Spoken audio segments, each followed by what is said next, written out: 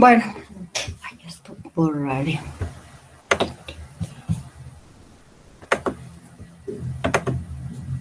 Entonces estábamos viendo el proceso unificado. Ya habíamos visto y explicado lo más posible las características del proceso unificado, el proceso de desarrollo de software que vamos a ver en este semestre. Entonces hemos visto que el proceso unificado es dirigido por casos de uso, porque es importante lo que pide el cliente y hay que hacer lo que nos pide el cliente. Es centrado en la arquitectura y es iterativo incremental. Hacemos el proyecto dividido en mini proyectos y cada mini proyecto hacemos unas pequeñas entregas, ¿no? Vale. Entonces ahora vamos a ver el ciclo de vida del proceso unificado.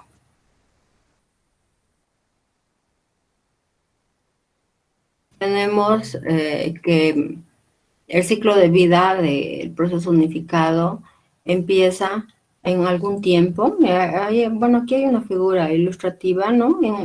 Antes de ese tiempo no había nada, ¿ya? Y luego empieza el ciclo de desarrollo de software, ¿no? Entonces necesita un software y vamos a empezar. Entonces ahí empieza un ciclo. Cuando termina el ciclo, termina la versión, una versión del software. ¿Vale? Entonces tenemos el Windows 1. Antes no había Windows, lo hemos construido y aparece Windows 1. ¿Vale?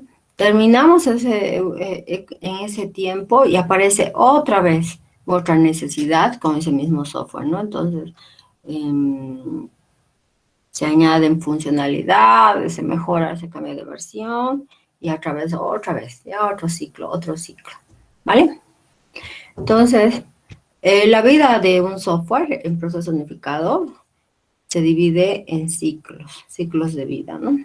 Cada ciclo termina con el lanzamiento de una versión del producto.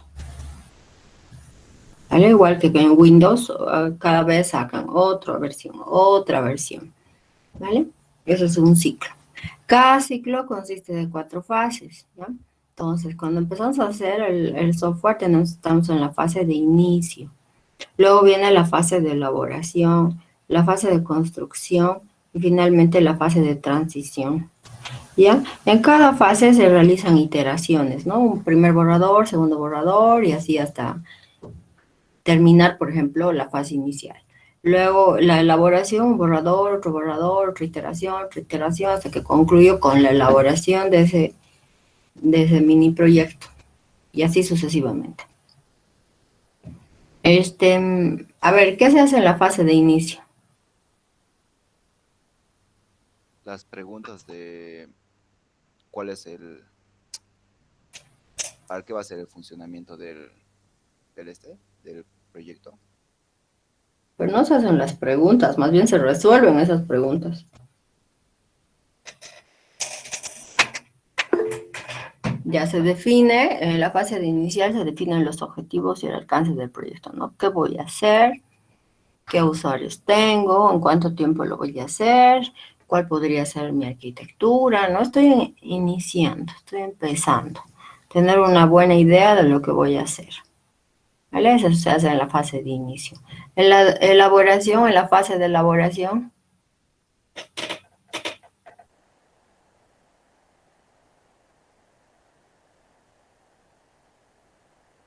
¿qué se hace en la fase de elaboración? Cuando terminamos la fase de inicio pensando varias veces, ¿no? ¿Qué voy a hacer? ¿Cómo sería la arquitectura? ¿Qué funciones principales va a tener el sistema? ¿Cuál va a ser el alcance? Las cosas básicas. Cuando termino esa fase, paso a la fase de elaboración.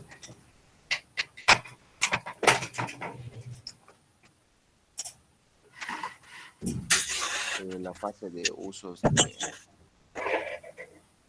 del sistema, de casos, o sea, se realizan los casos de uso más críticos del sistema, a lo que entendí.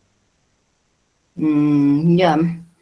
Se hace más o menos el diseño, ¿no? Se hace con detalle qué es lo que quiere las funciones. Se describen las funciones en detalle. Se define la arquitectura. A ver.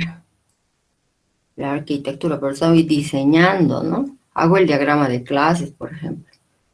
Especificamos o detallamos los casos de uso. Hemos dicho que un caso de uso son las funcionalidades que ofrece el software a los usuarios, ¿no? Vale, eso se hace.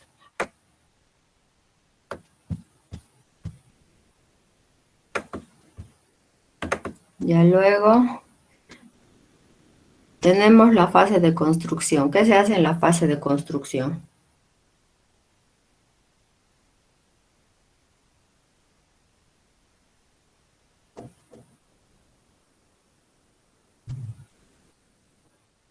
No. A ver, si se, bueno, Jonathan dice el desarrollo completo del producto, si no se implementa, por ejemplo. Porque en la elaboración solo hemos hecho los mapas, ¿no? Estamos detallando qué es lo que vamos a hacer.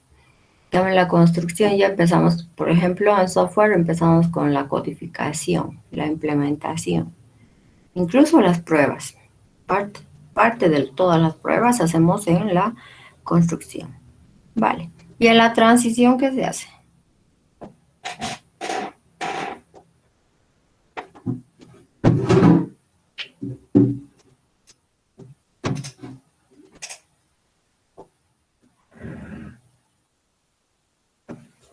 Pruebas del sistema con el usuario, ¿no?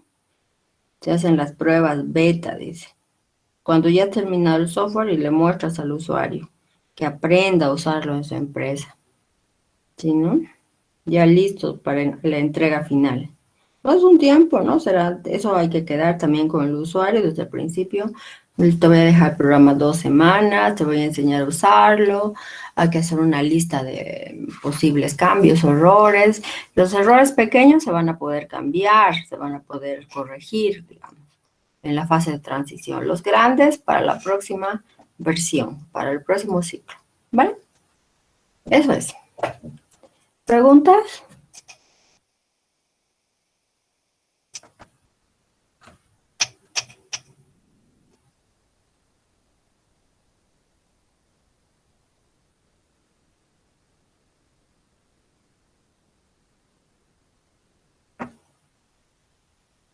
Ya, vale. Entonces, aquí tengo un grafiquito del proceso unificado. ¿Alguien puede explicar este gráfico?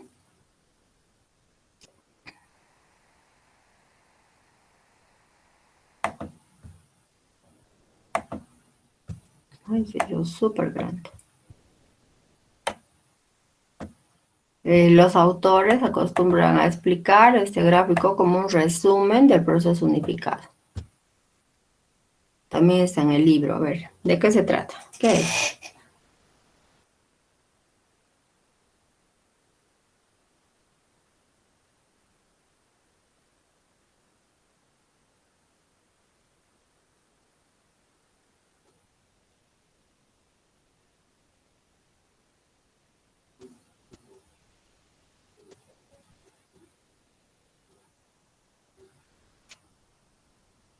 Ok.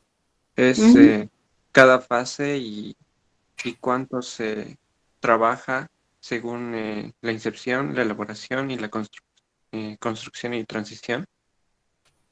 Ya, está bien. Sí, es un gráfico en 2 dimensiones, ¿no? En la horizontal están las fases, inicio, elaboración, construcción y transición. Ay, se está marcando esto. Ya. Entonces, en el eje vertical tenemos qué es lo que se hace, ¿no? Entonces relaciona las fases con las actividades o trabajos que se va a hacer en cada fase. Y las montañitas estas, como dice su compañero, es cuánto se trabaja, pero es una referencia, ¿no? No es una ley, así vas a trabajar, ¿no? Entonces dice en el inicio, por ejemplo, lo que acabamos de explicar, vamos a hacer el modelado de negocio, ¿no? ¿Qué parte del negocio vamos a implementar? ¿Qué funciones principales? ¿Cuál es el objetivo? ¿Cuál es el alcance? ¿No? Y vamos un poco a capturar también requisitos, fíjense. Estamos haciendo modelado del negocio, requisitos. Quizás estamos pensando un poco hasta en la arquitectura, cómo va a ser, ¿no? Ideas grandes, generales, ¿no? Entonces se relaciona las fases con los trabajos o actividades que van a realizarse. Recuerden también que el proceso unificado es un proceso de desarrollo de software que consiste en un conjunto de actividades para eh, transformar los requisitos del usuario en software. Vale, entonces ya, cuando en algún momento se acaba la fase inicial, pasamos a la fase de elaboración. La fase de elaboración Vamos a trabajar principalmente en los requisitos del usuario, en el análisis del diseño, quizás vamos a empezar a hacer la codificación de las pruebas, ¿vale? No hacer las pruebas realmente, sino a preparar las pruebas, a escribirlas las pruebas. En la fase de construcción, se trabaja principalmente en la codificación y las pruebas, ¿vale? Es la montañita más grande. Es verdad que tal vez vamos a hacer algún cambio en el diseño o en el análisis, pero el trabajo principal es la creación del producto. Y vamos a hacer varias iteraciones, ¿no? Hasta conseguir que funcione bien. Y finalmente en la fase de transición más estamos trabajando en la fase de pruebas y de administración del proyecto para la entrega final del software. ¿Vale? ¿Preguntas?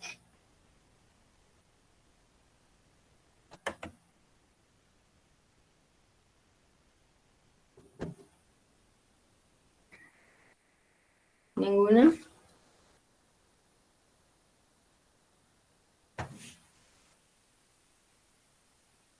Bueno, vamos a empezar hoy día con el segundo capítulo del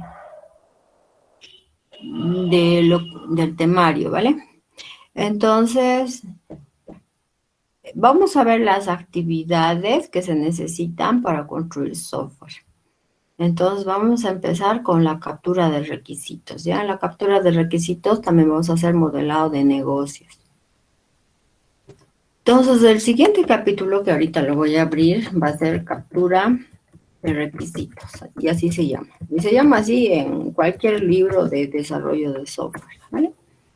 La fase de captura de requisitos. Entonces, ¿qué requisitos? A ver, hablaremos de eso. ¿Qué quiere decir requisitos?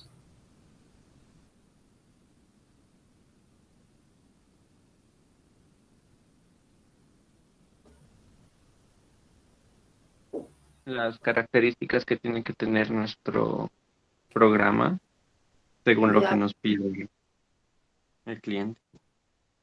ya, gracias, Yankee. Está bien, genial. Requisitos, ¿no? Son las necesidades o los deseos del cliente, ¿no? Todos, hay varias definiciones serias, pero de forma básica vamos a decir que los requisitos son lo que quiere el cliente, no las necesidades del cliente. Incluso algunos autores dicen los deseos del cliente, ¿no? Nombrando, haciendo énfasis en que lo que quiere el cliente todavía está en el aire, ¿no? Son sueños, eh, son ideas sueltas, ¿vale?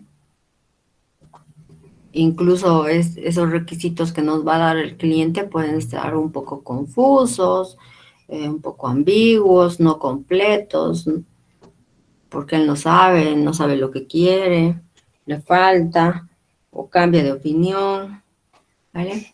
Entonces, vamos a ver entonces ese capítulo que se llama, como les he dicho, captura de requisitos. Ahora, ¿qué significaría captura de requisitos? ¿Por qué le han puesto ese nombre? ¿Qué implica esa captura de requisitos?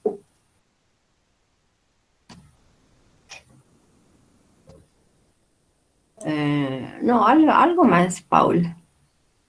Que tienen que recaudar o encontrar todos los requisitos que el cliente quiera.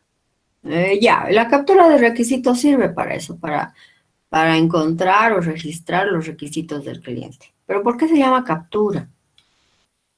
Porque podría llamarse, para mí sería mejor que se llame identificación de registros, ¿no? O elaboración de requisitos, ¿no? ¿Por qué se llama captura? Documentación de requisitos. Bueno, Porque le vas preguntando al cliente qué es lo que quiere y incluso tú puedes agarrar requisitos que él no esté viendo que va a requerir o algo así. ya. Porque es difícil conseguir los requisitos. Es como, asemeja la idea de, por ejemplo, de un biólogo persiguiendo a insectos, ¿no? Capturar, voy a capturar una mariposa. Y es difícil encontrar esa idea. por eso pues están volando ahí en el aire. Eso es, porque es una tarea compleja, pero no en el sentido de ser así una tarea intelectual, ¿no? Sino en el sentido social, ¿vale? A ver, estaba pensando en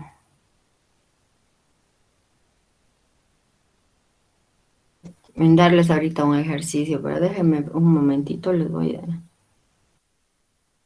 voy a pensar.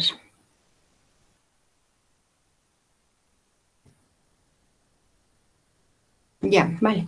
Escriban en su cuaderno o en su computadora donde están 10 requisitos de su celular ideal, ¿ya? ¿Cómo quisieran su celular? ¿Qué requisitos debería tener un celular que ustedes quisieran?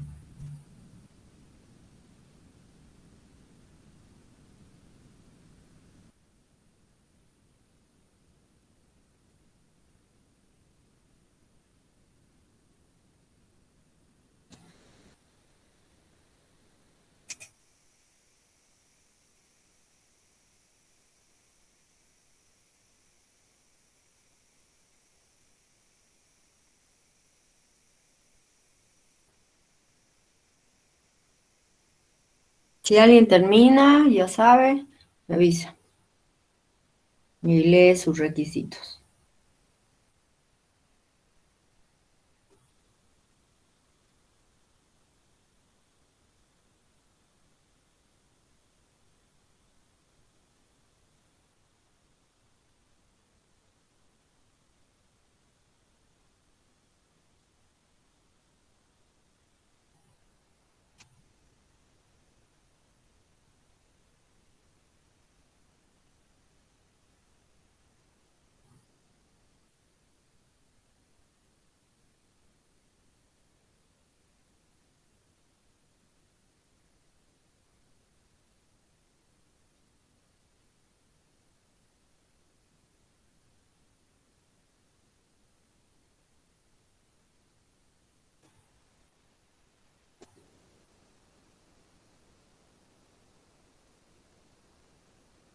¿Ya tienen? ¿No tienen?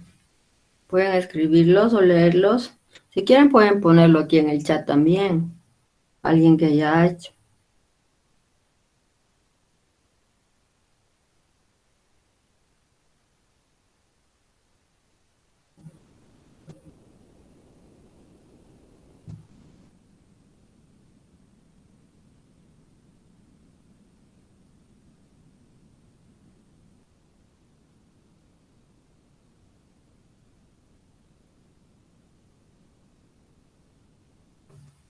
Solo leemos Inge.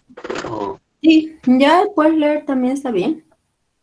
ya. Yo quisiera que mi celular, entre sus características, tenga memoria RAM de 8 GB, un Ya. almacenamiento de 128, una cámara de 48 píxeles, una pantalla LED, conexión Wi-Fi 5.0, Bluetooth, el puerto de 3 milímetros para poner eh, los audífonos, el lector de huella dactilar Ya. y procesador de 8 núcleos y una cámara frontal.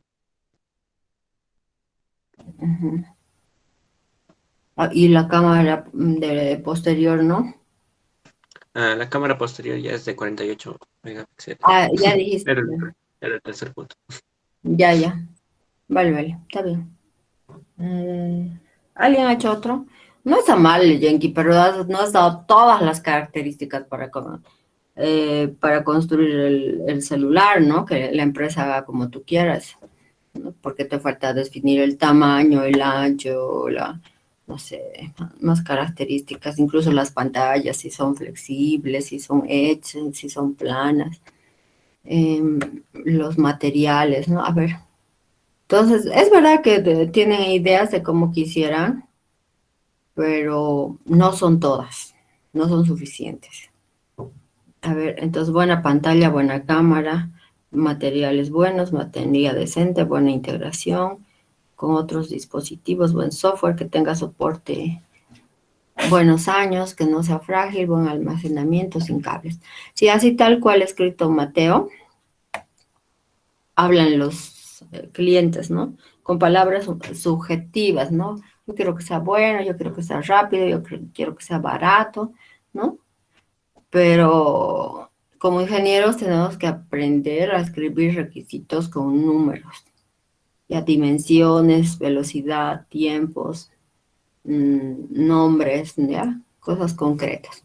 Pero estamos haciendo un ejemplo para ver cómo se hace la captura de requisitos y la dificultad de hacerlas. Imagínense, ustedes ya son ingenieros en formación, tienen ya un pensamiento estructurado, sin embargo, les cuesta escribir los requisitos. Yo les voy a dejar tarea para el próximo lunes para que hagan captura de requisitos. A ver, Jonathan Esprella, una buena pantalla, una gran cámara, rendimiento, memoria RAM, memoria ROM, batería, internet, puertos, interfase gráfica, Netflix. Bueno, barato y bonito. Este es Cochala, ¿no? Vamos a los Cochalas, ¿no? Qué rico, barato y harto sirven ahí. Por 5 pesitos te dan así. Así hablan los Cochalas. Ya, está bien. A ver, Carlos, una pantalla LED, que la carga de batería le dure al menos 2 días. Ay, sí, genial, sería genial eso. Procesador Snapdragon 888, RAM 8 GB o 12, almacenamiento de 256 o 500, conexiones inalámbricas, cámara trasera, sonido estéreo. Sí, qué genial. Conexión USB-C y jack 3.5, carcasa en aluminio. Vale, no está tan mal, aunque algunos de las listas están un poco subjetivas, ¿no? Bien. A ver, ¿es fácil o es difícil conseguir requisitos? ¿Qué opina?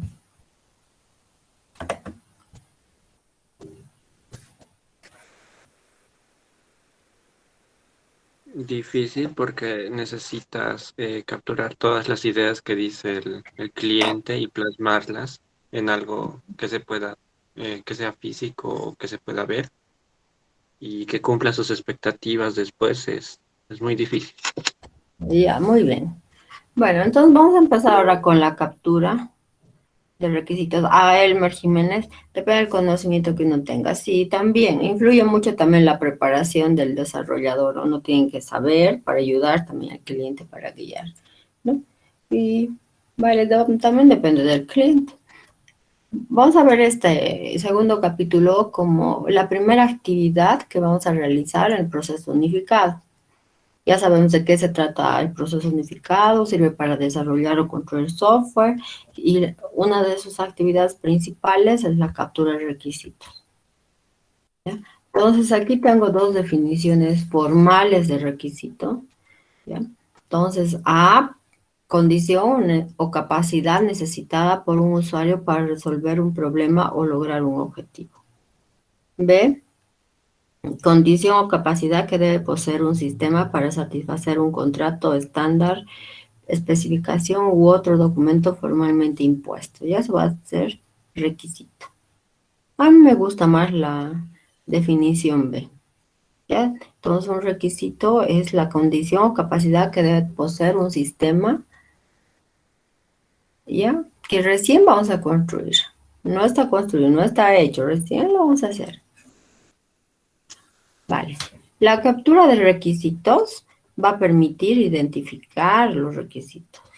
Como los vamos a identificar, los vamos a registrar. Vamos a aprender a escribir requisitos como ingenieros, ya con números, con dimensiones, de forma cuantitativa.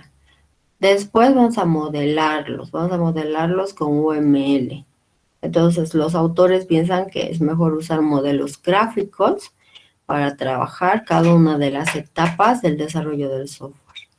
Y finalmente vamos a documentar los requisitos del futuro sistema. ¿Ya? Entonces, esta etapa se hace al principio. No al final, otros lo hacen al final. Han construido y recién escriben sus requisitos, ¿no? Vale.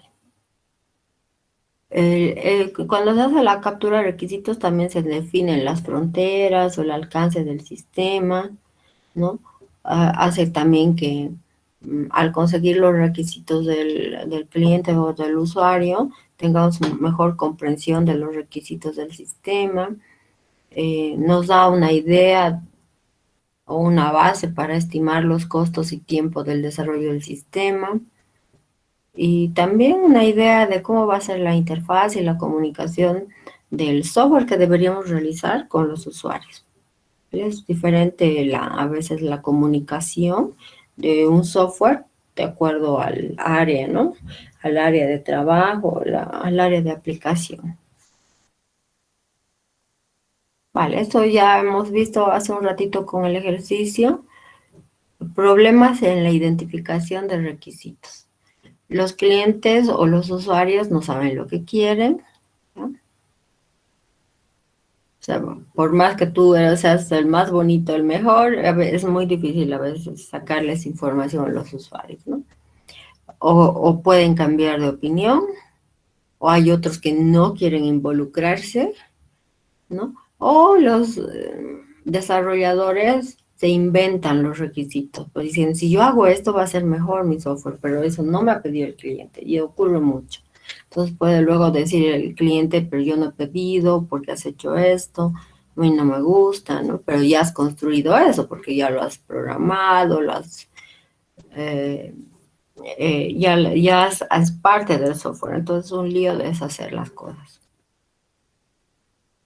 ¿De dónde consigo requisitos?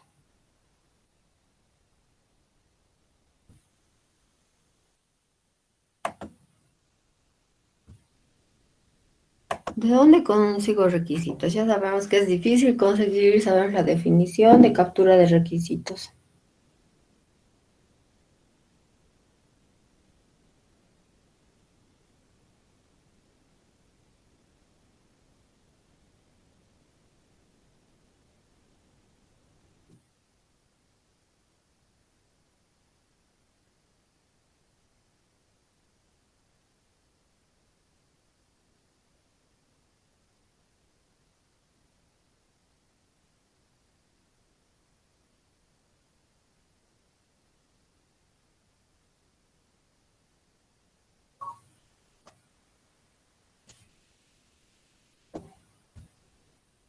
A ver, del cliente o de los usuarios, ya, sí. Ya, una fuente son los clientes o los usuarios. Después, del público, bueno, serían los clientes, ¿no? Sí. Elmer Jiménez, de un estudio previo, como también del cliente. ¿De un estudio previo de qué?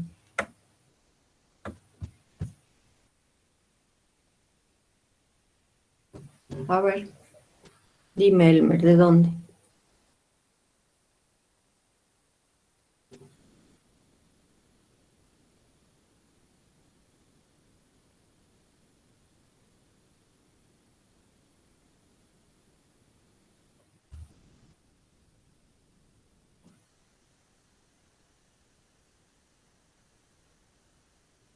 Ah, bien, de algún software similar. Sí, sí, eso ayuda muchísimo.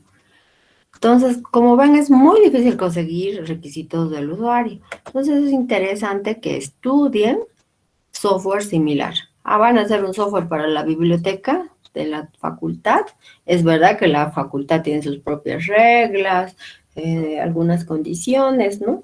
Pero ya hay software de préstamo de libros, ¿no?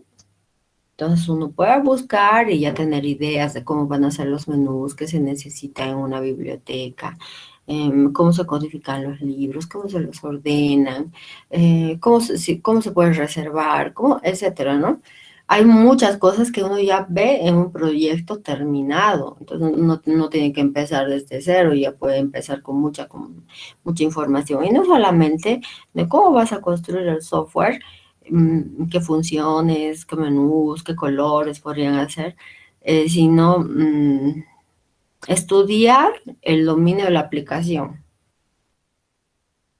Tendrían que estudiar bibliotecología, ¿no? Administración de bibliotecas, etcétera.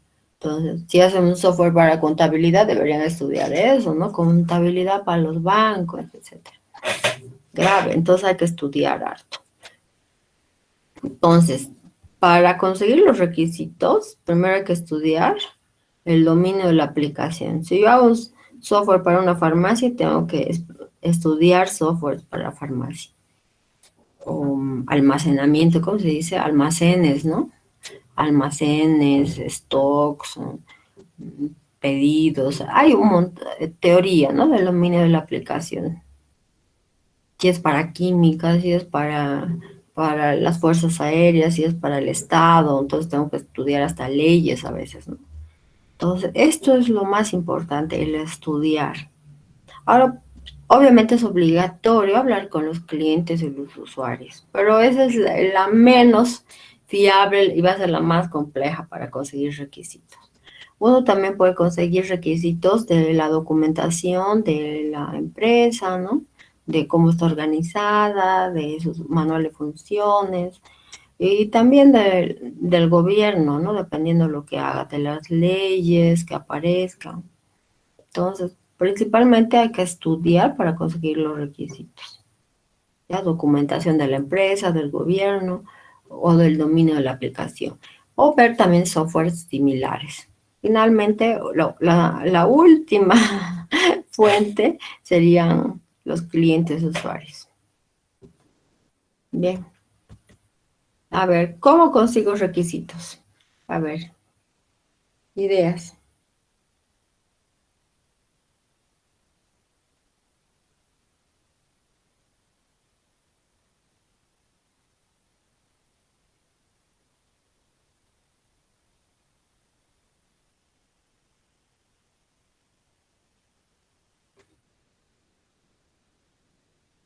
¿Cómo consigo requisitos? Entrevistas, ya bien. Con entrevistas, ¿no? Nada más.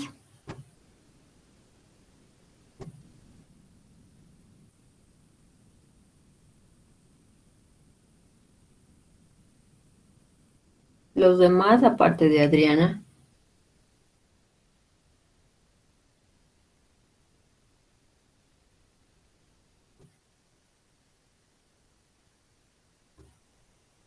Cuestionarios, bueno,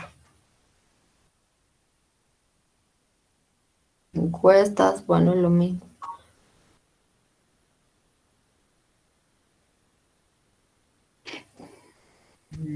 Bueno, vamos a ver varias técnicas para capturar requisitos, ¿no? Yo les voy a explicar algunas, pero hay más, solamente alguna idea. Entonces, muchas de estas técnicas para capturar requisitos en nuestro caso, ya las conocen, las han visto, son muy sencillas de entender, de usar.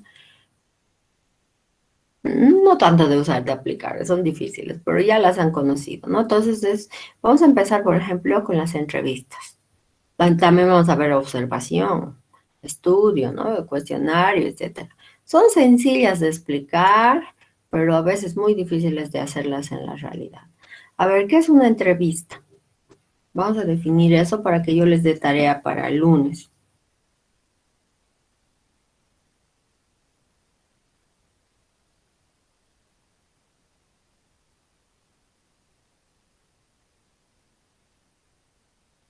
¿Qué es una entrevista? Una reunión con una persona donde tienes preguntas específicas para sacar algún tipo de información. Excelente, muy bien, bravo. Me encantó tu definición. Eso es, vale. Entonces, vamos a definir una entrevista como un conjunto de preguntas que hace un entrevistado, un entrevistador a una persona en concreto, ¿no? De manera que hay una interacción social, o sea, que hay contacto, que se ven, que hablan, ¿no? Entonces, vamos a decir esquemáticamente que la entrevista está formada por un conjunto de preguntas. O sea, hay que escribir primero preguntas, para conseguir requisitos en nuestro caso. Ahora, en la tele, por ejemplo, vemos siempre entrevistas, ellos consiguen información de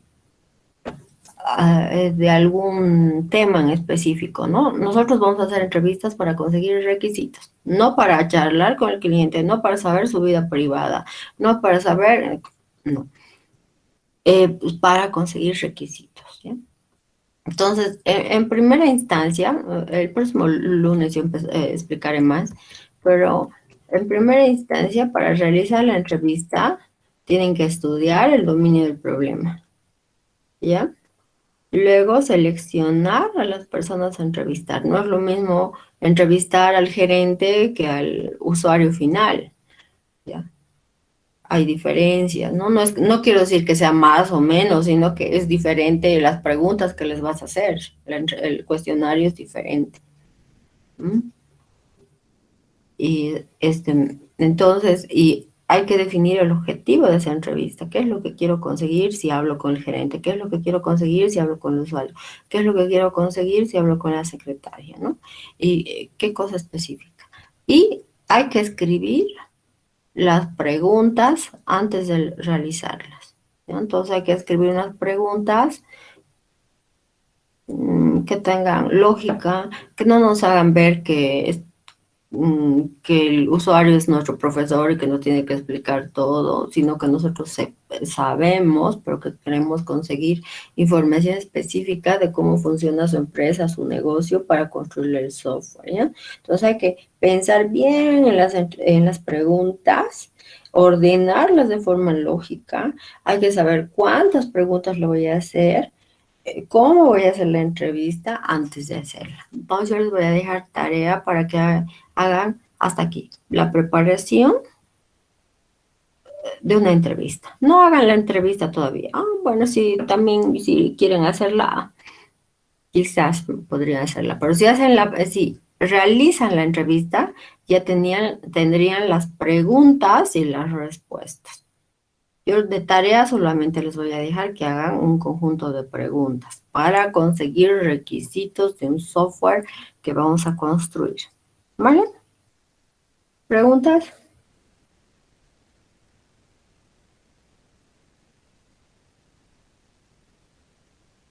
Bueno, entonces les dejaré la tarea y nos vemos el lunes, ¿ya? Cuídense, chicos, voy a subir las diapositivas también. Inge, disculpe, una consultita. Dime.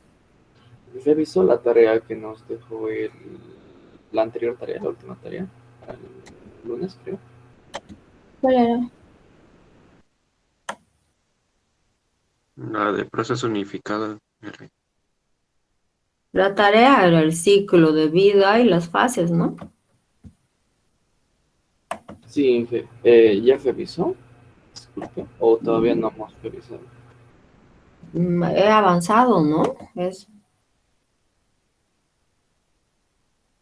¿Para qué querías que revise? Porque yo he avanzado hace un rato, hemos explicado que era un ciclo, que eran las fases, por eso les hago hacer la tarea para que sea más fácil avanzar. No, Inge, solo por presentarle, ¿no? Dijo que si al que está bien iba a ayudar con un puntito. Por eso nomás. Sí, no, pero depende de la tarea. Por ejemplo, en la entrevista, sí, esa puede ser interesante. Cuando hagamos brainstorming también les voy a poner puntos. No en todas las tareas pongo puntos. ¿Vale? O en algunas tareas que necesitamos discutir, pensar, o que uno ha hecho de esta forma, el otro ha hecho de esta otra forma, podemos discutir y ver cosas. Pero no siempre estoy poniendo puntos. Es importante que hagan las tareas, porque ya están estudiando, ya están preparando. ¿Vale? Es para eso también, es un estudio continuo, constante, saber, de qué se trata, por qué me ha hecho hacer esto, estoy aprendiendo aquello, qué es lo que no he entendido, para eso hacemos las tareas principalmente, y a veces les pongo puntos extras, ¿vale? Gracias, Inge. Hasta luego.